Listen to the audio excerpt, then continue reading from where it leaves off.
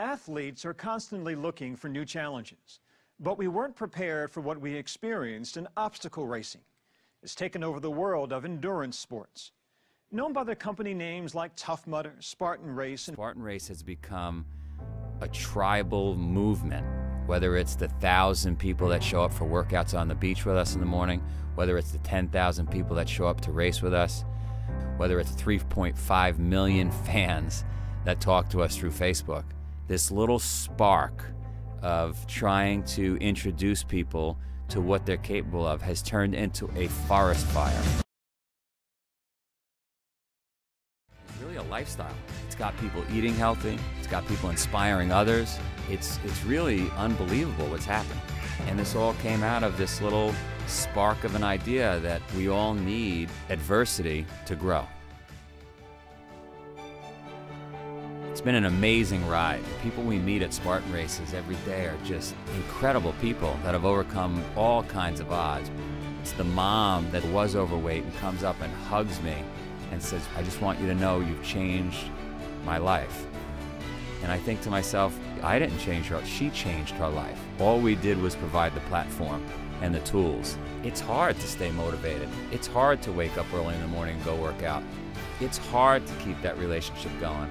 It's hard to build a business. But if you have the right tools, it's not so hard. Welcome to the Obstacle Racing Media Podcast. I'm your host, Matt B. Davis. Episode 101. Joe DeCina, who's been on the show many times before, we had to talk to him because he did something really cool this weekend. He went through the Spartan course in Ohio, confined to a wheelchair, along with a huge team who he'll tell you all about. Joe, so tell me about this wheelchair challenge you did this weekend. Did Michael Mills called you out, I hear, or how did all that go? Reading the book Spartan Up lately and looking at over the things that Joe talks about, getting out of your comfort zone, doing things you would never want to do. So I got a challenge for you, Joe DeCina. I challenge you to do the Ohio Super with me and the Dirtbags and more heart and scars. Spartan the f*** up. So I approach life in a strange way. I don't really plan. I just I'm more like a pinball machine where the ball hits different bumpers along the way and just gets spun out of control. And I got a call from Michael. It says, hey, let's go do a wheelchair race together. So my immediate reaction, being the pinball, was yes, let's do that.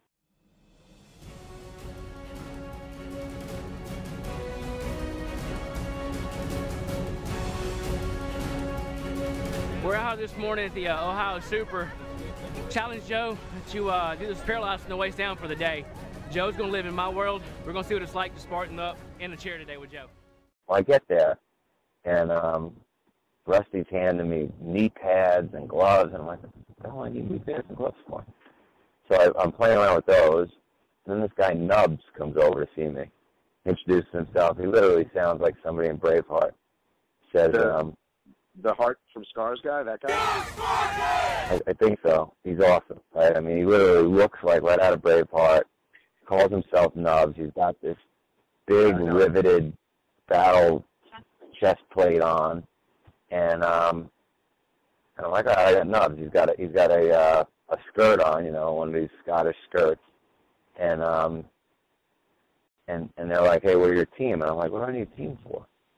They're like, well, dude, you're not going to, you have to do this just like Michael and Tim, and so that means no legs. We're gonna lock you down, and we're gonna have to drag you. These two are your horses. We're behind. This guy's gonna be on your right. And I'm thinking, boy, they're taking this pretty seriously. Like, I don't really need all these people. Now I'm trying to wheel like 4 feet, and I'm stuck. I can't go anywhere. I can't do anything. And I'm thinking, this is terrible. Like, I do need these people. And right away it starts out, and it's hailing. It's like 34 degrees. And then, it turns out that the mud is so deep on this course that it's like scraping the bottom, like we're just completely stuck, right? So now my guy from Apocalypse Now, Anthony, my guy from Braveheart, Nubs, my super women, and the other member of my team are like stuck. They're pulling, they're sweating, they're breathing heavy. You can hear them breathing on the back of my neck. They're giving 140% to move me, 11 inches at a time. you know, there are times, obviously, where I could lean to the right, I could lean to the left, I could spin my wheels till my arms fall off, which they did. Your back is getting pounded. There's no shock absorber in this thing, right? We're going down hills. It was an experience. It's really, really very humbling, and it makes you realize what these guys are going through. The crew is unbelievable. I mean, I love Steve, right? Steve Reed, he's great. Love the guy. He's an animal. Everybody that we work with here, you know, our wounded warriors, our objective athletes, I really don't know who's getting more out of it, me or them. We pick up heavy things, we carry heavy things, and those are all burdens for the day. At the end of the day, we can get rid of them, and they can't. I think it should be mandatory that everybody does that as a no, you know, not in the wheelchair, but as part of the crew to help somebody with special needs, because it takes you to a whole new level mentally. Like for me, seeing that, I'm thinking, you know, I'm a big frame of reference guy. I'm thinking, I can't complain about my legs or being tired. I can't complain ever again. I just found a whole new respect. Like I thought to myself, if this team led by Nubs, right? And by the way, wait till I tell you why I call him Nubs. If this team led by Nubs and Steve Reed were together, they could have easily freed Scotland.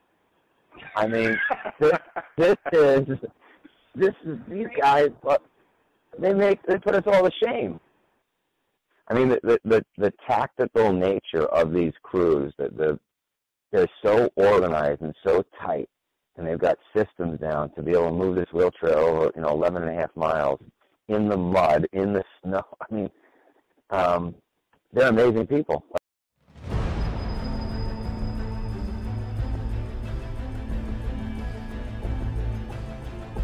We're in a battle. Every day, no matter what you've got going on, whether it's depression or it's anxiety, or you're not living that life that you want. It's a battle in your own mind, and so the armor represents going into that battle. Whatever destructive thought comes at you, whatever negativity, you block with the shield, you keep your heart protected, and you just go forward.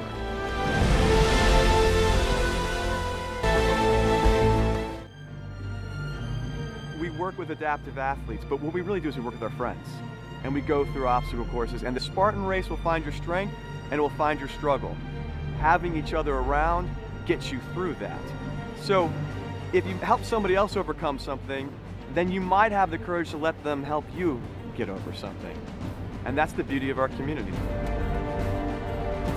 I might be an amputee, I might have depression and addictions, and all those things are true for me, but that's not my identity. The shadow is there, the struggle is there, but you can make the choice to be more than that, to have more faith, to have more love, to have more hope, and to have more heart than scars.